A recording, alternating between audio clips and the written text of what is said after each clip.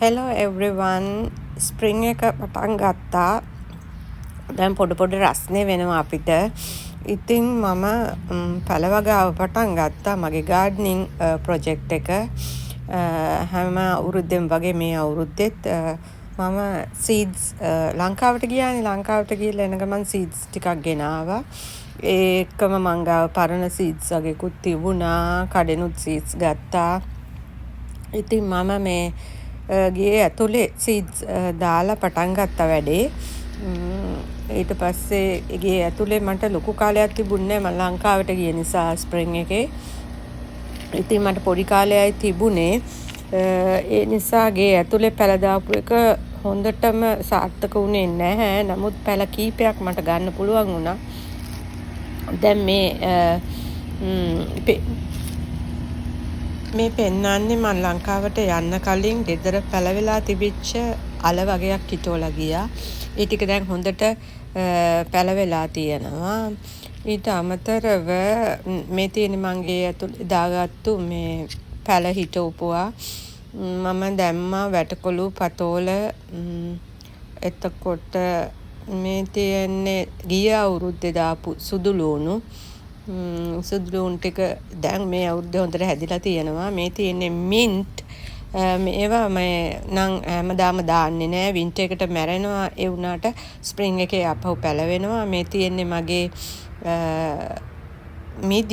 මිදිවැල ඔක්කොම නට්ටටම වේලෙනවා මේ වින්ටර් එකේ. නමුත් ස්ප්‍රින්ග් එකේ ආපහු දළු දාලා එනවා. දැන් මේ දළු දාලා කොළ හැදිලා මල් හැදිලා ගෙඩිත් මේ පොකුරු චූටි පොකුරු තියෙනවා මිදි වැලේ.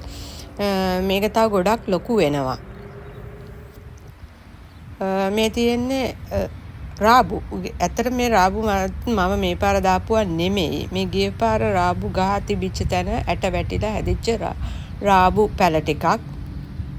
ඊට අමතරව මේ ස්ප්‍රින්ග් එකේ හැදුනා මේක මේ ඇස්පරගස් ගස් හීනියට ඒවා මම කඩාගෙන කෑවා. ඒවත් හැමදාම දාන්නේ නැහැ. ගිය අවුරුද්දේ දාපුවා තාම එනවා. මේ තියෙන මේ තියෙන්නේ වටක්කා. මේ තියෙන ස්ප්‍රින්ග් එකට හැදෙනවා ඔක්කොම ස්ට්‍රෝබෙරිස් උත් මැරෙනවා වින්ටර් එකට. ඒ වුණාට අර මුල් වලින් එනවා. මේ ස්ට්‍රෝබෙරි පැලවෙලා මල් ඇවිල්ලා දැන් ගෙඩිත් හැදෙන කාලේ. මේවා නම් හොඳටම ස්ප්‍රෙඩ් වෙනවා. හොඳට සෑහෙන්න ස්ප්‍රෙඩ් වෙනවා. මේ පැලයකින් දෙකකින් මං පටන් ගත්ත එක ආයට හැදිලා. මේ තියෙන්නේ බෝංචි මං ඇට දැම්මා එළියේ. ඒ ඇට දාපුවා තමයි මේ පැලවෙලා තියෙන්නේ. ඊට අමතරව කැකිරි මම ඇට දැම්මේ නෑ. ඇත්තටම මේ ගිය පාර මේ මගේ කොම්පෝස් පෝරවල තිබිලා ඇට පැලවෙලා. මේ තියෙනෙත් බෝංචි මෑකරල් දෙක මන් දාපු. එතකොට මම බණ්ඩක්කත් දැම්මා. ඒක මට හරි ගියේ නෑ. මේක නම් තියෙන්නේ මල් ගහක් මේ ඉස්සරහ හැදිච්ච මල් ගහක්. මම එකමට එක ගත්තේ. ඉතින් තාම ලොකුවට මගේ පැල නෑ.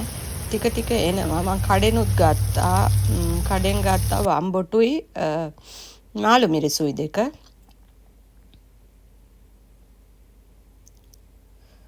මේ තියෙන්නේ කඩෙන් ගත්තු වම්බොටු මාළු මිරිස් දෙක. ඒව මට ගෙදර හදාගන්න හරි අමාරුයි. පැලවෙනවා හොරයි.